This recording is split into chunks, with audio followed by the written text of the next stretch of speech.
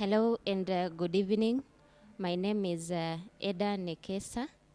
A member of Baraka SDA Church. I am a psychologist, a therapist by profession, and we are here to talk about suicide. September being Suicide Prevention Month, that is commemorated worldwide. We saw that it is good as a therapist to create awareness to our people on suicide and suicide prevention. And I'm not alone here. I am with my colleague. I'll give him room to introduce himself. Welcome. Thank you very much, Eddah. Hello and good evening. My name is Victor. I too am a member of Seventh-day Adventist Church Baraka, and I'm a psychologist too. And of course, even as Eddah has mentioned, today we're here to talk about suicide. We all know that September is Suicide Awareness Month, and we're here to bring about awareness to the society in regards to suicide, with the aim of helping help the society to normalize the conversations around suicide, and even to empower the people who go through suicidal ideations to come out and to seek help. So I'm happy to be here, and I'm looking forward to the conversation ahead of us, and you're welcome. Thank you so much, Victor. So I invite you viewers that you walk with us this short session. As he has said, and as I've said, we are here to just to create awareness, not with any other intention, but to create awareness on suicide and suicide prevention, because it is a real issue that as a society we are battling with. And other than creating awareness, our goal is also to break the stigma, and also to try and promote understanding. And this is a very sensitive topic. We want to acknowledge that to all our viewers, that suicide and suicide prevention is a very sensitive topic, and it has been stigmatized even to an extent that nobody would like to have conversations about it. But as a therapist, with the alarming rates of suicide attempts and suicides that are happening in our society, it is high time that we begin to change the narrative and begin a conversation on suicide. We are also here because death by suicide is a public health emergency that needs action according to the statistics and research that has been done. So the World Suicide Day Prevention, just to give a small introduction about the origin or the genesis of the World Suicide Prevention Day. It was started in the year 2003 by the International Association for Suicide Prevention in collaboration with WHO, that is the World Health Organization. And it is meant to be observed every year on the 10th of September.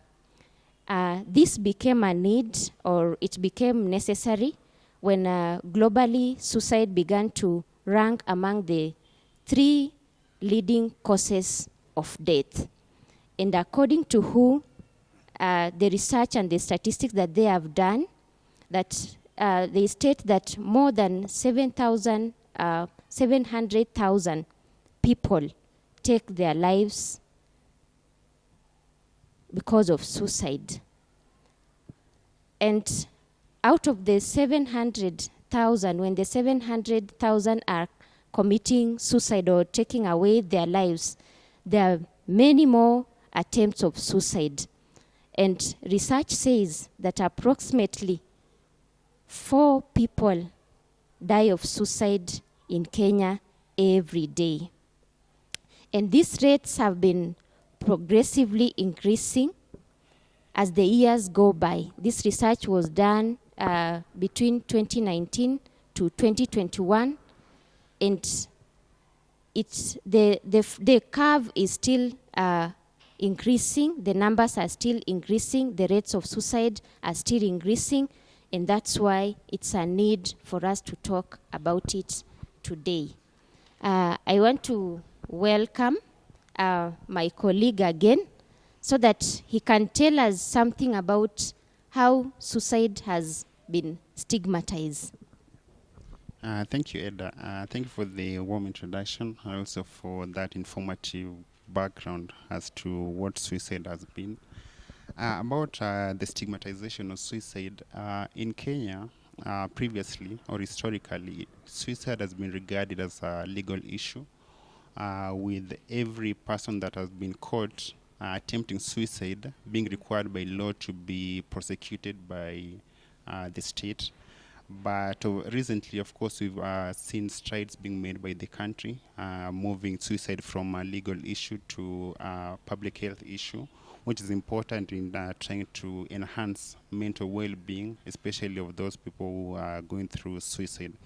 Another stigma in suicide is the fact that whenever people feel like they are going to talk about suicide, the society regard them as though they are weaklings, right? They're being regarded as though they are weak. They cannot cope with the societal issues. And therefore, they feel like because they'll be regarded on a negative light, they don't feel comfortable coming out talking to people about suicide, which is one of the reasons why speaking about suicide and normalizing these conversations will be helpful to try and give these people courage to come out and to seek help. Another stigmatization about suicide is the fact that we regard it, especially in the African context and even in Kenya, we regard suicide as a taboo, right?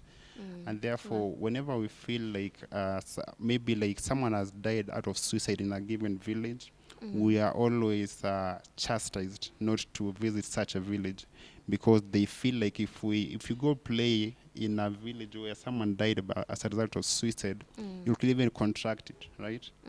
Such misconceptions and such taboos make even people who have suicidal ideation have a difficult time seeking help, right? For example, if you know, right now, if you know that seeking help will land you maybe in prison, it will make your help seeking pursuit more difficult, right? And so having these conversations around suicide, normalizing it in the society, will therefore help us to make positive strides towards mental well-being and even mental awareness, and helping these people to seek help, the help that they very much need. Yes. Thank you so much, Victor. That is true.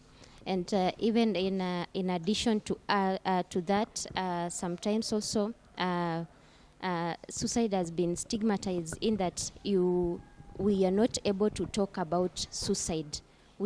Sometimes we are limited to promote awareness on suicide, because it is believed that our society believes that at the times or any time that you are attempting to try and talk about suicide, it's kind of you are promoting the act. You are promoting or buying people into the act. Thank you so much for sharing that understanding. So the reality is that indeed suicide, as it has been described, suicide is a true thing that is happening, and it is something that happens by affecting our feelings, by affecting how we feel, by affecting how we perceive information, by affecting how we perceive incidents that happen in our lives. It begins just simply by feelings of being trapped. They are trying out something and they feel trapped or they feel defeated. When they feel trapped or they feel defeated, this turns out to be incredible difficulties that becomes sometimes unbearable or becomes so difficult to bear. So these emotions become so powerful and consuming, and that you are looking at options and you are not seeing any other option. And the feeling or the thought that come to your mind is that there is no other path to escape. And this could be visible, but there's a way out. There's a solution. There's something that we can do about it. There's therapy, and there is support from the loved ones, and even the individual himself, they can give themselves time. And when they give themselves time, this could create a new perspective that can offer alternative solutions. So we can try and put ourselves in positions that we are not consumed by these feelings, by counting that we can get support from professionals, from therapists who can walk with us the journey. And at the same time, we can get support even from our family members, from our children, from our brothers, from our spouses, and even our partners. And most importantly, when we are triggered, we can allow ourselves time that will help us to see an alternative route of working out things. So people, when they are contemplating suicide, one dangerous thing that happens to them is that they feel disconnected. Even having people around them, but it will not be enough. They will still feel that they are disconnected. And this leads to a sense of loneliness. And this sense of loneliness in our society, in most cases, it is unseen, it is unheard, and it is unsupported. Again, the sense of loneliness does not only affect our mood, but it affects our perceptions and our thoughts. At that point, we could even feel that nobody cares. And when we are feeling that nobody cares, this can be very devastating to an individual who is going through a struggle or a tough time. So the impact will be especially to the vulnerable populations. When I talk about vulnerable populations, I'm talking about the elderly, I'm talking about the adolescents, I'm talking about the plus individuals, and also people with chronic illnesses. But we have hope. That is, when we get, or when we are surrounded, we have what we call a wide social network. It can provide for us emotional support. And most importantly, there's practical help that could be offered, that could offer you a sense of belonging and could relieve the burden of these vulnerable thoughts. So don't struggle alone, for there is hope and there is support. The next thing that we would like to talk about is what are these common causes that would lead us to commit suicide as a society. Yeah, thank you very much. Some of the common causes that we know that trigger people to commit suicide. And let us remember that, first of all, suicide, in most cases, suicide is not premeditated, Yes, right? yes. In most cases, it's usually impulsive, right? And so when you're looking at the causes of suicide, we must consider life stresses, right? For example, in the previous years, in 2020, we had a national global pandemic, right, Yes, in yes, yes. COVID-19. Yes. And we found that because this came with difficult situations, loved ones were lost, right? Jobs were lost, homes were lost. There was so much loss that some people could find it hard or difficult to cope. And therefore, one of the causes that we found, because the study that you mentioned that was done in 2021, we found that more than 700 people committed suicide during that period, right? 700,000. And that is because of these sudden losses, right? And therefore, it is important that whenever someone goes through a loss, we do not assume that they are okay, right? Yes. You Yes. as a person has to take the initiative to go talk to people who have lost, right? Don't just assume that because someone is smiling that they are okay. Yes. Check on your friends if they're going through a loss. It doesn't matter how small the loss is, right? When you talk about loss, it's all about perception. Yes. And if I perceive something to be devastating to me, I might take extreme measures, even going towards suicide, right? Another cause of suicide I can see is feelings of social isolation or poor social integration. There are people who are usually not good enough, they're not able to integrate well in the society, and therefore they feel as if they are social outcasts, right? And because they feel like no one maybe loves them, or more no one understands them, or that they don't fit in within a certain group, they might even be triggered to consider taking their lives so that they can escape such anomalies, right? Such a difficult situation like being excluded from the society, right? Another cause of suicide I can talk about is altruistic factors, right? Being too much integrated to a certain group that you feel like you can give your life for the sake of that group. A common example is religious groups. You feel like there are people who are giving themselves too much towards a religion that they are willing to give their own lives in order to further the missions of that religion, right? We've seen people who go through jihads, right? They go kill themselves and kill other people so that they can be regarded as being faithful to their religion.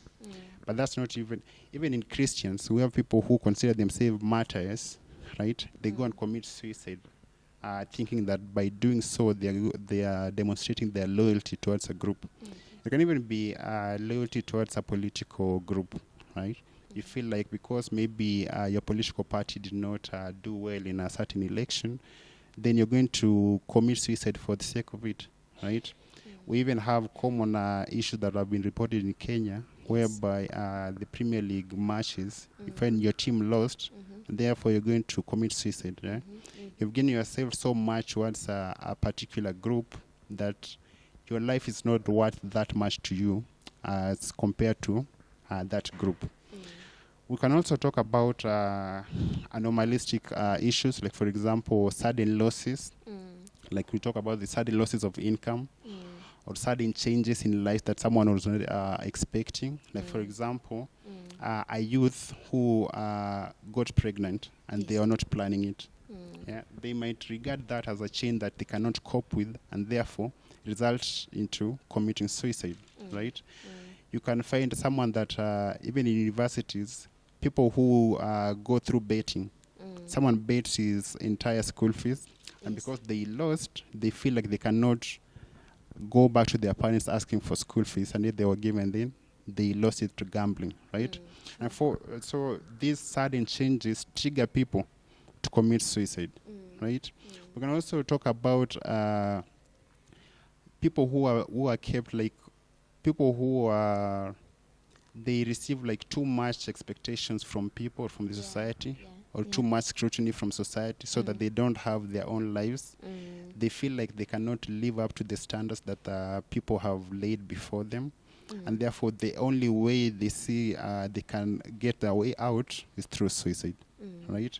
We also have mental health issues that have been seen as factors. Like, for example, depression.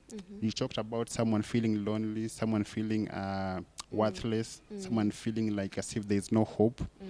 And in extreme cases, we've seen people who are suffering depression having suicidal thoughts and even going through with suicide and, unfortunately, succeeding in it, right? We've also seen people who use substances. They're also more prone towards suicide. So these are some of the causes that draw people towards suicide.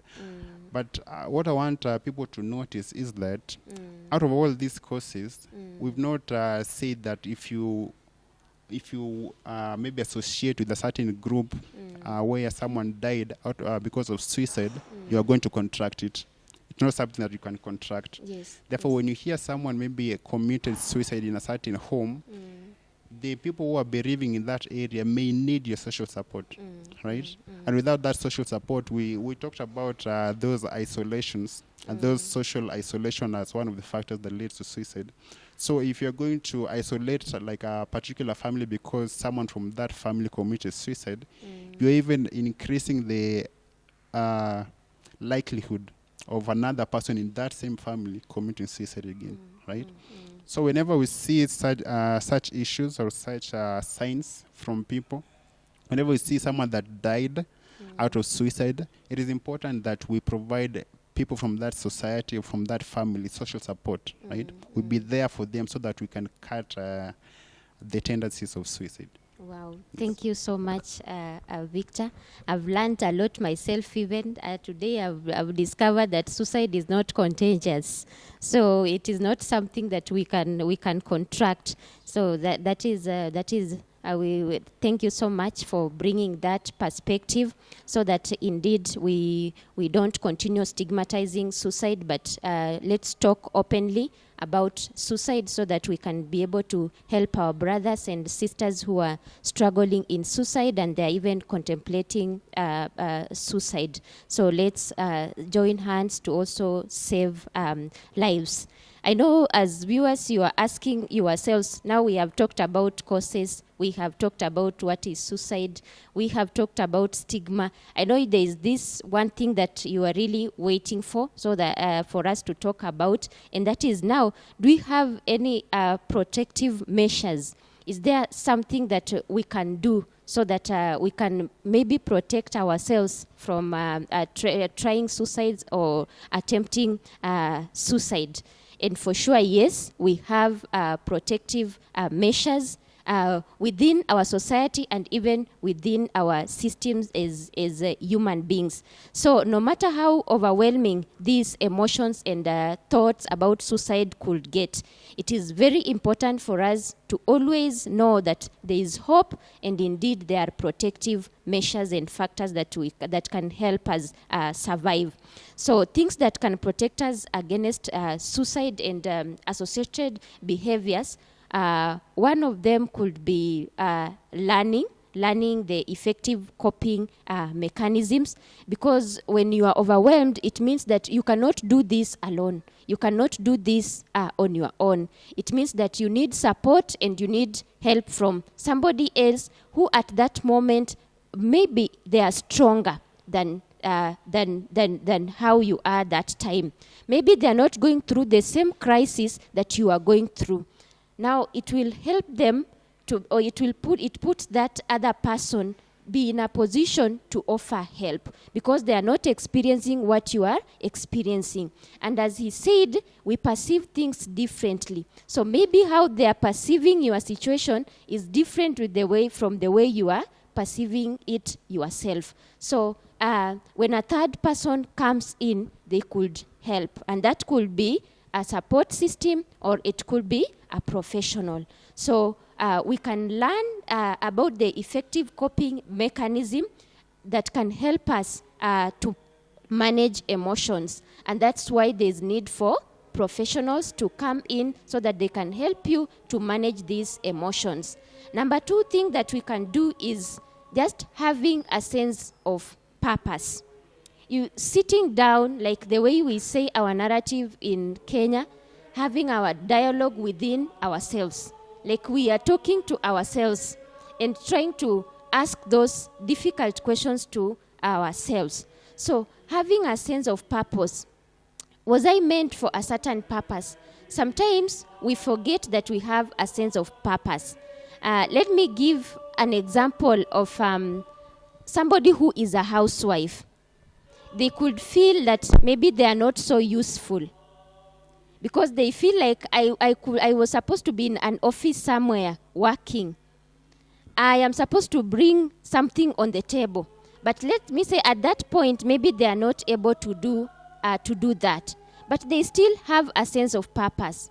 Remember that this person calling themselves a housewife, let me say a housewife, they have a responsibility, which is being a mother. And they are taking care of a generation. That is a sense of purpose. You could find that this housewife is a leader just within the community. But because they don't have this formal job, they feel like they are limited. So sometimes when we are affected, it's could be only one side or one part of our life that is affected. So we should try and not label ourselves with only this one part of life, this one aspect of life. Because as an individual, as a human being, biologically, psychologically, you have so many aspects. So we try and not dwell on only one aspect of life. So having a sense of purpose. work, the provided work that is in the house, work in that house. The provided work that the society has given you, work for the society at that time as you anticipate for that thing that you are really waiting for that formal job that you are waiting for. Engage in hobbies. You can engage in hobbies. Do what you like.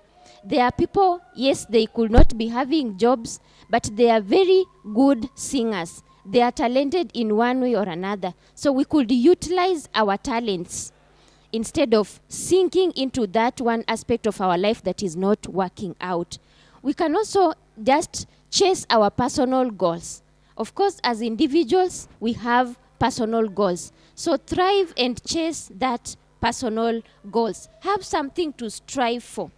Because when you have something to strive for, it can give life a meaning, direction, and provide motivation. And thirdly and lastly, access to mental health resources. Being able to reach out for professional help and support can make a significant difference.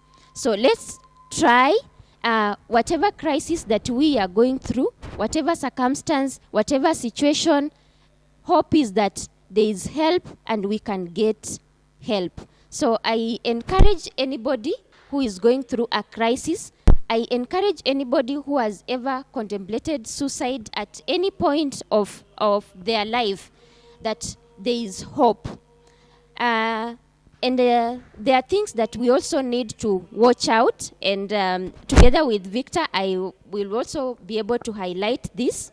I know you are asking yourselves, maybe you are that person who would like to assist somebody else. So what are the warning signs? What are the warning signs that people with suicide will display, or you will notice with people that are contemplating suicide or they are having suicidal thoughts?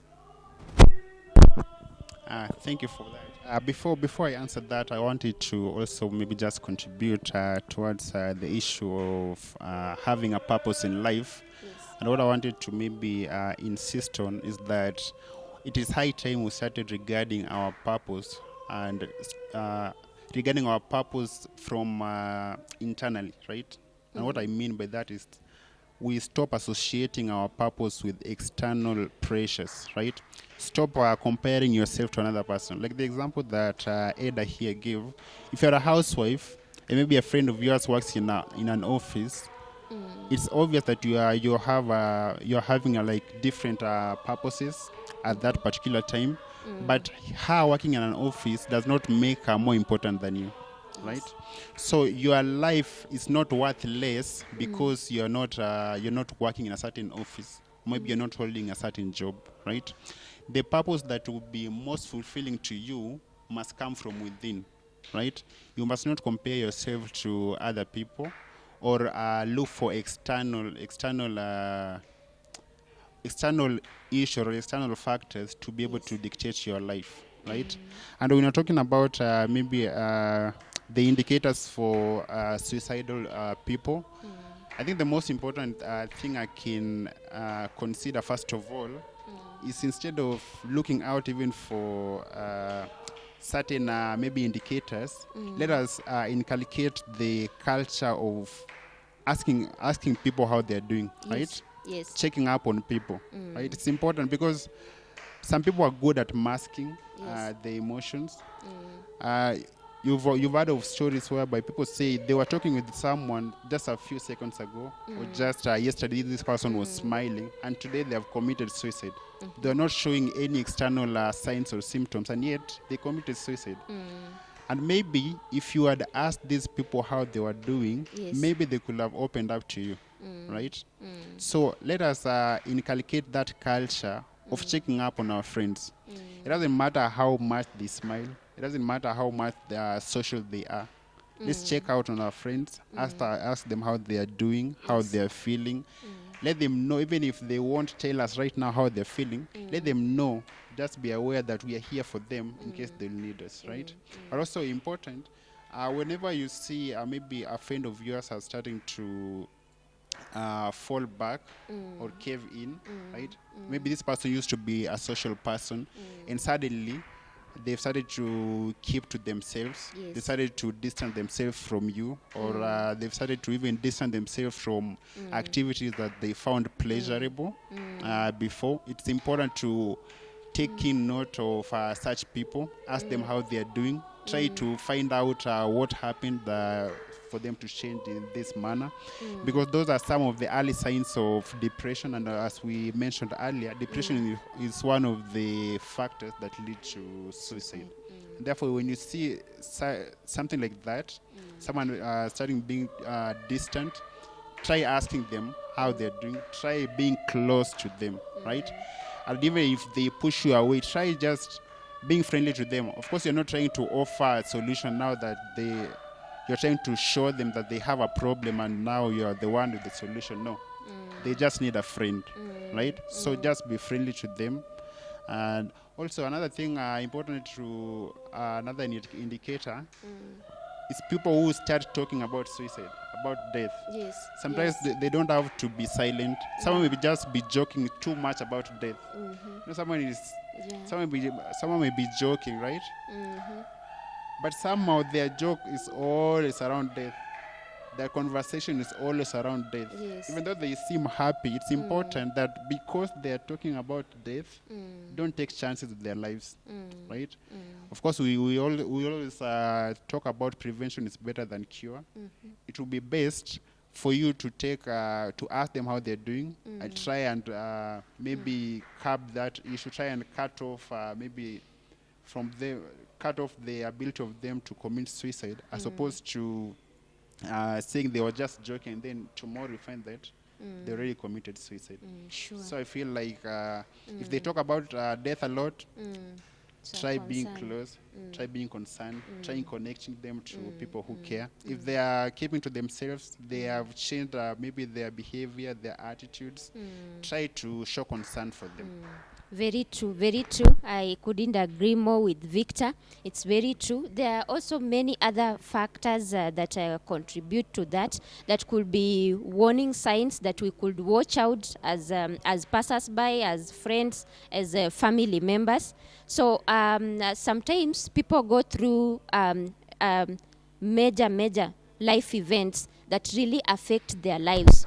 So if you have somebody in the community who has gone through a recent major life event, for example, a crisis, maybe they woke up one morning and their house was burned down and everything, they lost all their property or their business was closed down. So recent crisis is something that we need to watch out as members of the society, so that we can be able to help our friends and prevent the prevalence of suicide.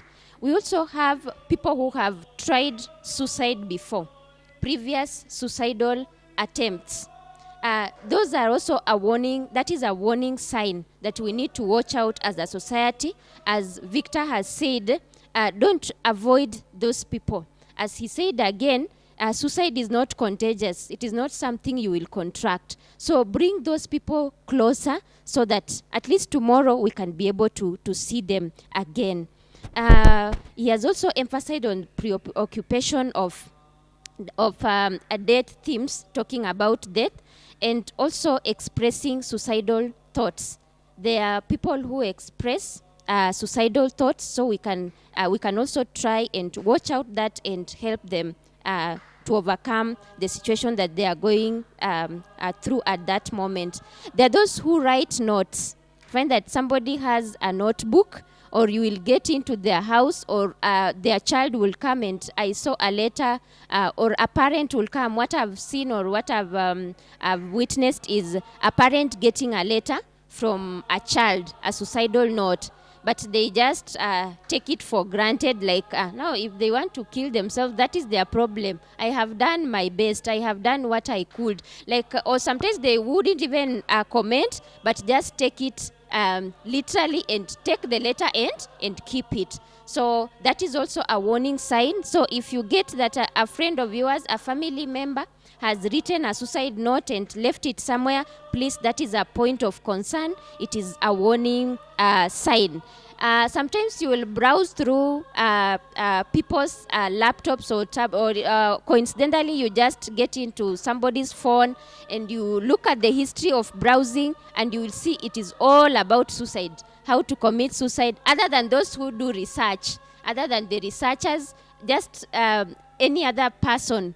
When you find that their phones or they have been browsing their laptop, their tablets, they have been browsing a lot about suicide. That is also a point of concern. You should be concerned as a friend or as a relative so that we can be able to save this life. There are people who also drop out of activities. He has talked about isolating themselves, caving in. So you'll find that maybe there's somebody who used to enjoy having fun. Let me just give an example because we are in church. An example that you find that maybe in the past 3 months, you have noticed somebody is missing.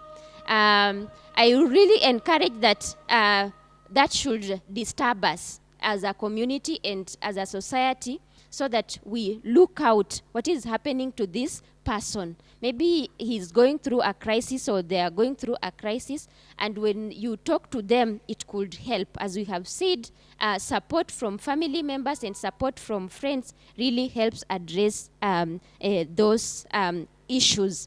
Other people would have frequent irritability.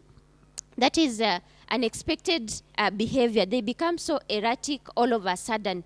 They become so sensitive. Something small will be a very big issue. They start magnifying very small issues. Something that you said as a joke or you thought that it will be taken literally by everybody else, one person comes out with that person as a very serious thing that has hurt their feelings. So, and many others, but those are just the few that we will discuss about this evening.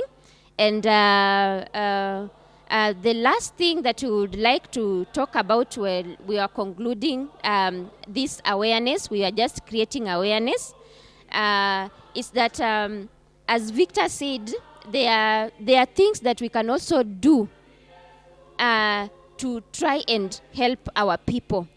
And he said that before you magnify help and you think of something so big that you could do, you just start with the simple things.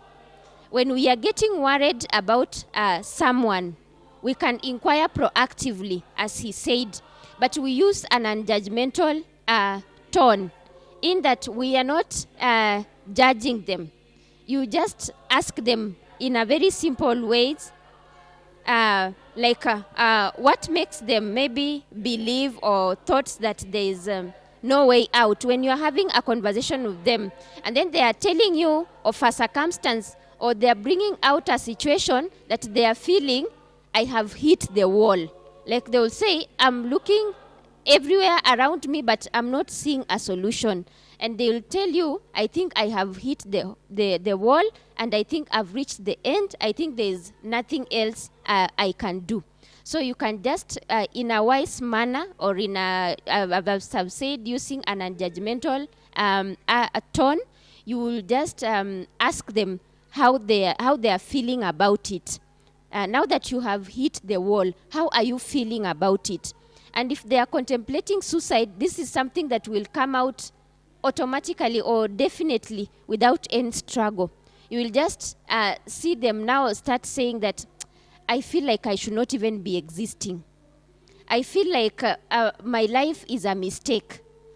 I feel like this life that I'm living, I think I don't deserve this life. You see, they are trying to bring out thoughts or suicidal thoughts. So they will open up. And once they are opening up, don't judge them. And don't make them feel like their reaction is the worst ever reaction. But just respond like you are comfortable with that whatever, how they are reacting, that situation, it is okay to react that way. So help them to validate their feelings. It is okay how you are feeling that way. I can relate. I see how you are relating to that situation. And you can even help them, tell them, indeed, it seems like it is a challenge. So I understand your reaction. So don't shout at them. Don't yell at them that, as he said, you are a very weak person. You mean you cannot handle something so small like this? But try to validate what they are feeling. So when you have validated what they are feeling, you could go deeper and try to ask them what makes them believe that this thing is something you cannot solve. And then they can give you their perspective. As we said, we have different perspectives and we perceive things differently. So the way they have perceived it, it will not be the same way maybe you have perceived it. So you can just ask them what is making them to feel that there is no way or there is no solution about it. And it is something that you can do oftenly, not just once, because when you do it once again, they'll feel vulnerable. They have exposed themselves, so they are feeling like that thinking of this is an aspect of weakness. It will start coming into their thoughts.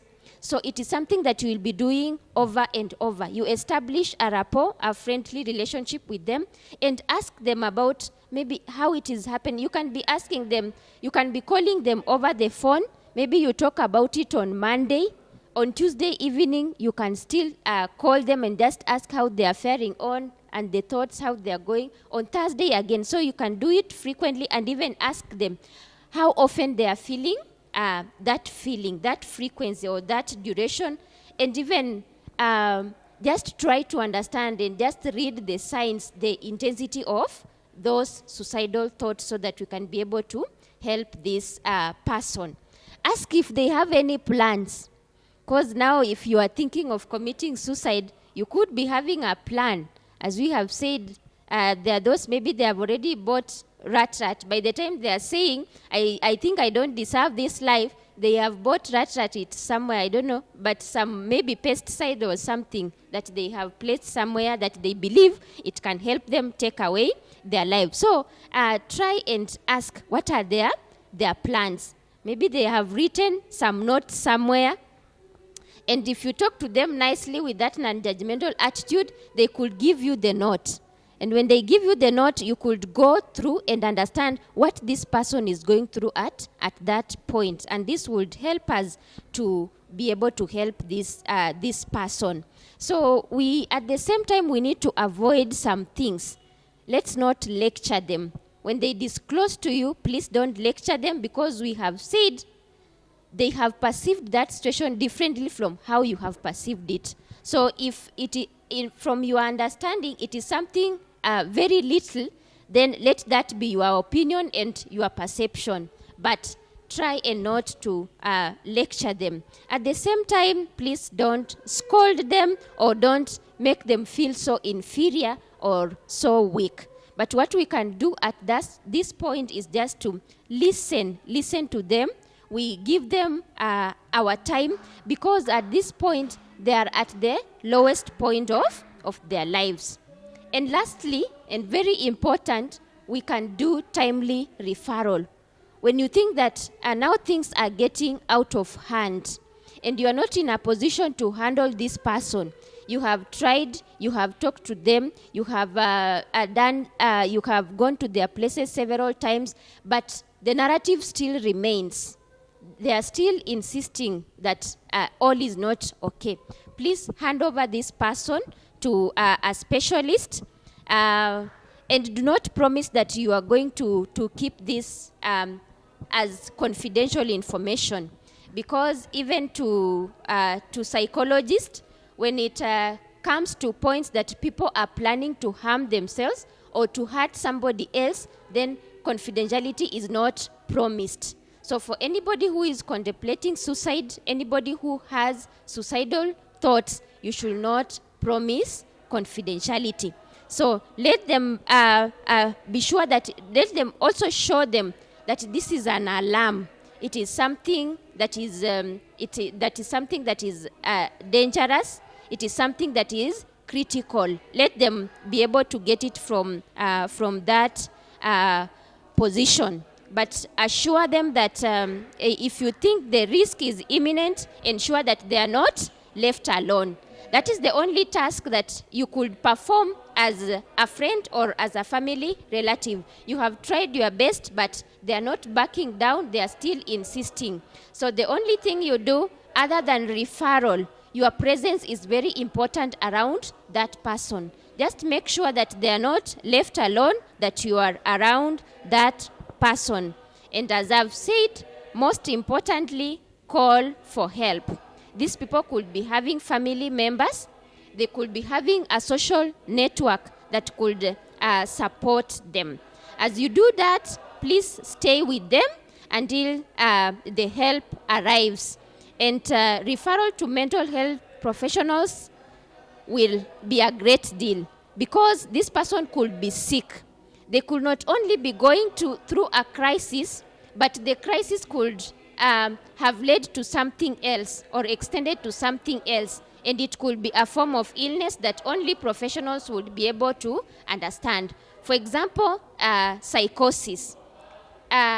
When you're not a professional, you are not able to determine whether this person is just depressed, or whether this person is stressed, or whether this person is psychic. So it is good that we alert and we call for help and we inform professionals who will be able to come in hand and help us to save a life.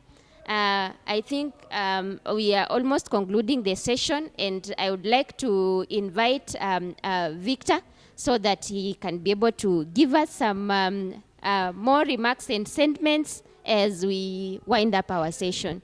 Yeah, thank you, Eddah, for that. Maybe just to reiterate the fact that because we're doing a mental health awareness here, we've given you some of the indicators of people who have suicidal thoughts or suicidal ideations. What I want to encourage you is that you're not a mental health professional, right? The purpose of this series is to help you to identify such persons, help you to provide them the support they need, that is the social support, that is giving them a listening ear, but most importantly, for you to help them to connect to a professional, right? Remember, when we started, we said that suicide is a sensitive issue, because we're dealing with someone's life, right? So you don't want to gamble with someone's life. You're not a psychologist. You're not a trained counselor to be able to handle such issues. You're not a psychiatrist, right? It's important that if you've identified that your friend has suicidal ideations, be a friend to them, right? Give them the support they need, the social support. Be around them whenever they need you. Whenever they call you, if you can speak to them, be there for them as much as possible. But importantly, even make them aware that it is a crucial step for them to seek help, right? So help them to connect with therapists. Help them to connect to the help that they need. You're not a therapist. I want to insist that, right? Don't sit there trying to solve their issues. You can't solve their issues. Encourage them to be able to seek the mental help they need. And once they connect to the mental help they need, don't remove yourself from that situation. Remember, you're still their friend. Continue checking up on them, and continue being a friend to them. And most importantly, keep the conversation going, right? Make sure, like within your circles, you talk about suicide, right? So that it doesn't become an anomaly, right? A taboo subject. The more we speak about it, the more courage someone gets to come and admit that they're going through an issue and that they might need help. So that's very important. You're not a psychologist. Help them to connect. And importantly, talk about these things. Talk about this suicide. Tell them about the help that they can get. And just like Eddah said, don't insist on confidentiality, because it won't be well if you keep it a secret that your friend was having suicidal thoughts and then tomorrow they die. Yeah, that would be a great loss. Yes. Yeah. So even as you are talking to them, I assure them that you are going to help them to seek for help. Yes. Thank you so much, Victor. As he has said clearly, we are against stigmatizing suicide. Suicide is something that we need to speak about. It is something that we need to be very vocal about it, because it is something that is affecting us on a daily basis. And as we did in the introduction, that in Kenya, 4 lives are being lost because of suicide every day, because people are taking away their lives. So it is an alarming issue. It is an issue that we really need to be alert about it. For sure, death by suicide is a public health issue. And the best way is to recognize the warning signs. As we have said, there's a difference between professionals who are dealing with people who are going through struggles, and there is also this other community that will give us the social support that we need. So let's, as the society, we have the responsibility to recognize the warning suicides that individuals are having, those individuals that are contemplating suicide, those individuals with suicidal thoughts. So we have another responsibility, just to persuade them to seek help, as he has said. So let's persuade people to seek help. And let's remind them that talking about suicide is a sign of strength and not a sign of weakness. And as we have said, let's not promise confidentiality, that this is a secret that I am not going to tell anybody, that this is has just to remain. Somebody is contemplating suicide, they are thinking of taking their lives, they have written suicidal notes, and you are telling them this is just between me and you. So let's not, please, kindly, let's not promise confidentiality when our friends, when our members of our society, our colleagues, even at work, are contemplating suicide, and they're even planning. They have already made even plans of committing suicide. So most importantly, and final remarks, is that it is okay to ask for help. You don't have to fight the battle alone. Talk to us. Thank you. See you next time. Bye-bye.